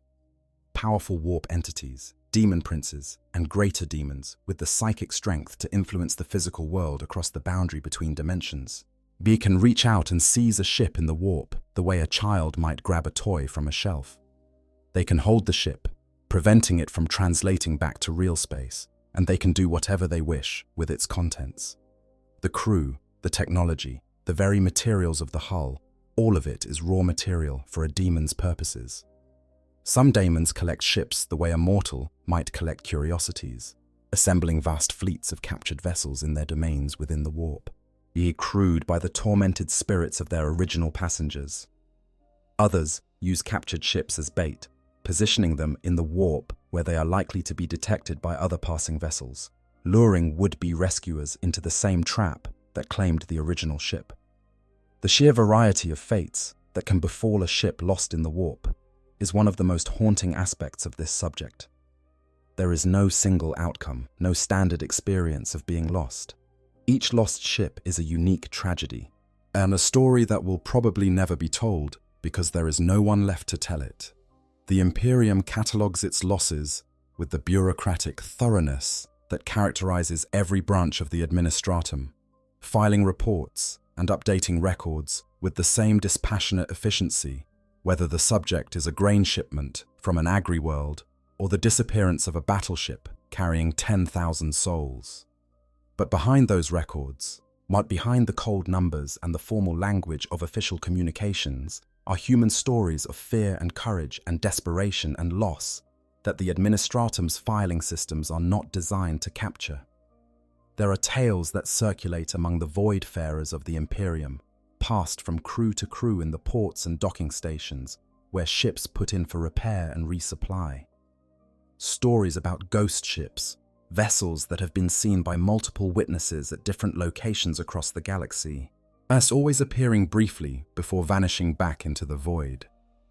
These ghost ships are often identified as vessels that were lost in the warp decades or centuries earlier, their registry numbers still visible on hulls that have been twisted and corrupted by prolonged exposure to the immaterium.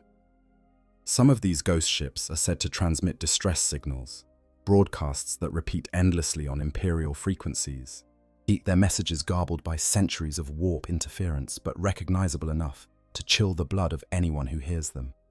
The voices on these transmissions are human, or at least they once were, and they speak of things that no mortal should have to witness. The Eisenstein itself has become one of these ghost ships. Despite being officially scuttled after its famous voyage, the Eisenstein has been reported appearing multiple times since the formation of the Great Rift, materializing briefly in real space before vanishing again.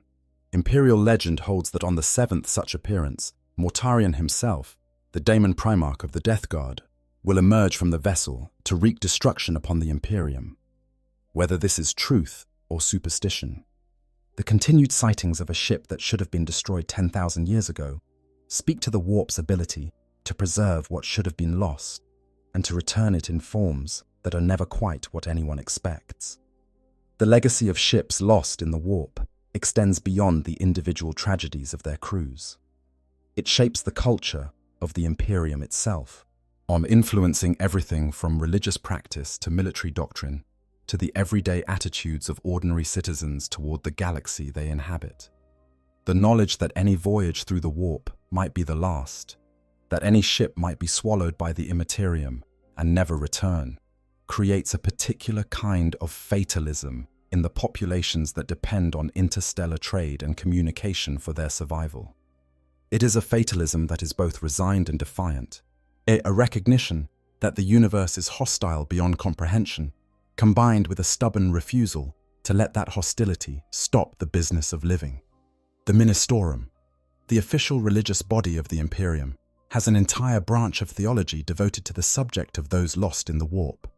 The remembrance of the lost is a holy observance conducted at ports and naval bases across the Imperium, during which the names of ships lost in the previous year are read aloud and prayers are offered for the souls of their crews. These observances can last for days at major ports where the traffic is heavy and the losses correspondingly high. The prayers ask the Emperor to protect the souls of the lost from the predations of the warp, to shelter them in his light, and to grant them the peace that they were denied in their final moments. Whether those prayers are heard, whether they have any effect in the roiling chaos of the immaterium, is a question that no living person can answer. But the prayers are offered nonetheless, year after year, millennium after millennium, because the alternative is to abandon the lost to their fate without even the comfort of being remembered.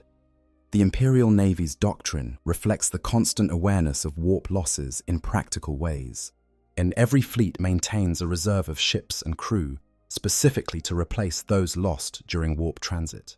Supply chains are designed with redundancy built in, on the assumption that a certain percentage of any given convoy will fail to arrive.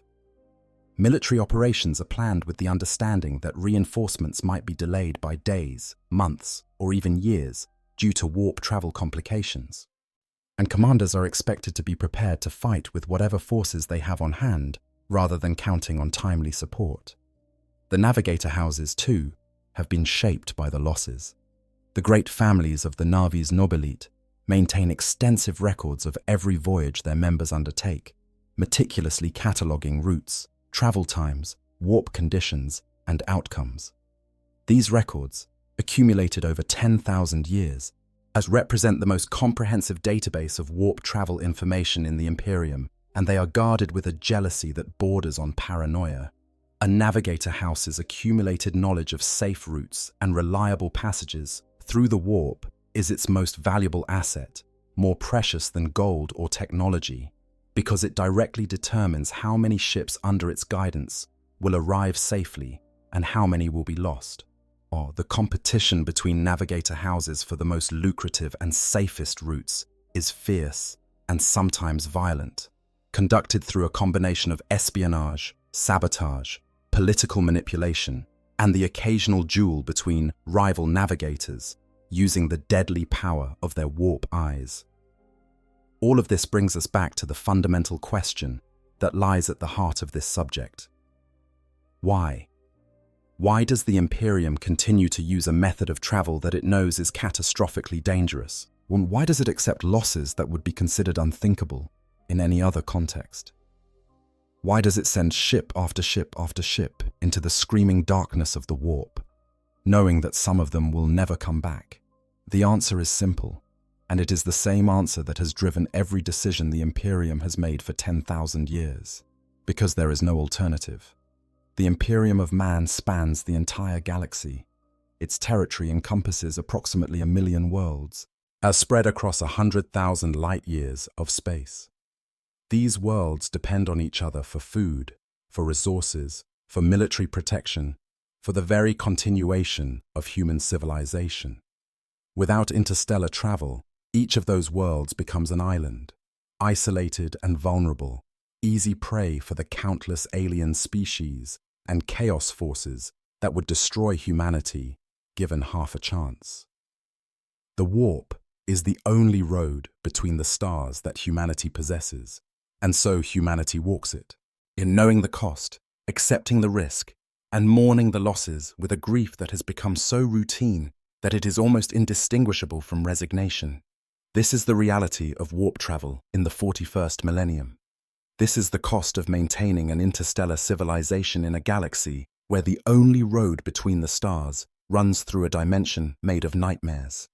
Every ship that makes a warp jump is rolling the dice, and while the odds are generally favorable, those dice are loaded by forces that do not play fair and do not care about the stakes. And yet, the ships continue to sail. The navigators continue to open their third eyes and gaze into the abyss. The tech priests continue to maintain the Geller fields with their sacred rituals and blessed unguents. The crews continue to board their ships, say their prayers, and trust in the Emperor to see them through. Because the alternative, isolation, stagnation, the slow death of a civilization cut off from itself, is something that the Imperium of man cannot accept. There is a strange kind of heroism in this, a courage that is so commonplace that it has become invisible. We talk often in the lore of Warhammer 40,000 about the heroism of space marines charging into battle against impossible odds, of Imperial Guard regiments holding the line against alien horrors, of Inquisitors facing down the darkest manifestations of chaos with nothing but their faith and their will. These are dramatic, spectacular acts of courage that deserve to be celebrated.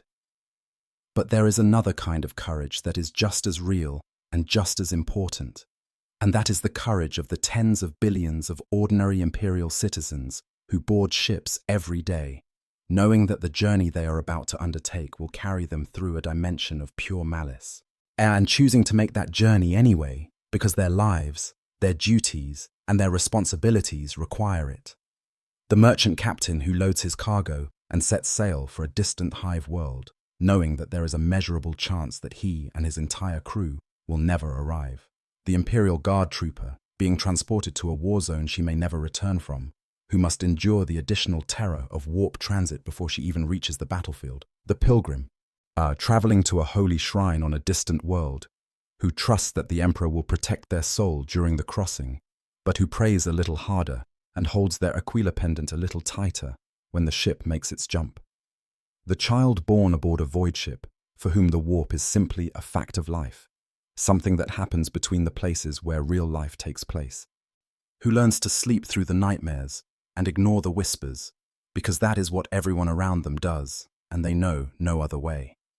These are the people who keep the Imperium alive, not the heroes in their power armor, but the ordinary men and women who face the horror of the warp with nothing more than their faith and their determination to reach the other side. Every ship that successfully completes a warp transit is a small miracle, and a triumph of human courage and mechanical reliability over forces that would happily consume the entire species given the opportunity. And every ship that fails to arrive, every vessel that is lost in the screaming darkness of the immaterium, is a reminder of the price that humanity pays for the privilege of existing among the stars. The Imperium does not forget its lost ships, even if the galaxy's unceasing demands often prevent it from mourning them properly. In the great cathedrals of every major port world, there are walls dedicated to the names of vessels that have been declared lost in the warp. These walls stretch from floor to ceiling, and many of them are covered so densely with names that the stonework beneath is completely hidden. New names are added every year, carved in small, precise letters by ministorum scribes whose entire lives are devoted to this single task. The walls grow longer. New walls are built. The names accumulate. A decade after decade, century after century, a monument to loss that is also, in its way, a monument to courage, because every name on those walls represents a ship that sailed, a crew that chose to make the crossing, a captain who gave the order, a navigator who opened their eye, an engine seer who whispered a prayer to the machine spirit and activated the warp drive. They knew the risks. They accepted them. And they went anyway, because that is what the Imperium demands of its people. And because, in the end, it is the only way humanity survives. In the grim darkness of the far future, there is only war. But before the war can be fought, the ships must sail. And every one of those voyages is a leap of faith into the mouth of hell, made by millions of souls who know, on some level, that the mouth might close behind them and never open again. So the next time you think about the warp in Warhammer 40,000, if the next time you consider the vast distances that separate the worlds of the Imperium and the incredible courage it takes to cross those distances, remember the ships that did not make it. Remember the crews that were swallowed by the immaterium and never returned. Remember the vessels that drift still in the screaming darkness of the warp, their Geller fields slowly failing, their crews long dead or long changed, yet their hulls becoming part of the next space hulk that will one day emerge into real space, carrying whatever nightmares the warp has chosen to plant within them. Remember that for every triumphant fleet that arrives at its destination with flags flying and guns ready, there is a ghost ship somewhere in the warp that never arrived at all. For every navigator who successfully guides their vessel through the immaterium, there is one whose light went out in the darkness, yet their third eye closing forever as the currents carried them beyond all hope of rescue. For every prayer of thanksgiving offered by a crew that has survived another warp transit, there is a scream echoing in the immaterium from a crew that did not. The warp is the price that humanity pays for its empire among the stars. It is the toll extracted by the universe for the audacity of traveling faster than light, for daring to connect 1,000,000 worlds across 100,000 light-years of space.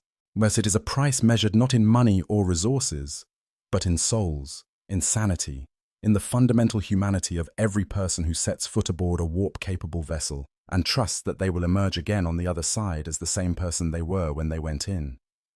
Some do, most do in fact, but some do not. And the Imperium, with the pragmatism of a civilization that has spent 10,000 years learning to accept the unacceptable, simply adds those losses to the tally, updates its records, commissions new ships and recruits new crews, and continues sailing the most dangerous sea that has ever existed. Because in the end, there is no choice. The warp must be sailed, the ships must fly, the Imperium must endure, and the darkness beneath reality must be fed. If you enjoyed this deep dive into one of the most terrifying aspects of the Warhammer 40,000 universe, please consider leaving a like and subscribing to the channel. Your support helps us continue exploring the darkest corners of this incredible setting, and we have so many more stories to tell. Until next time, stay safe, keep your Geller fields active, and may the Emperor's light guide you through whatever darkness lies ahead. I hope you guys enjoyed the story. Make sure to hit the subscribe, like, share button, whatever you want. Give me some feedback if there's any, and yeah, sleep well.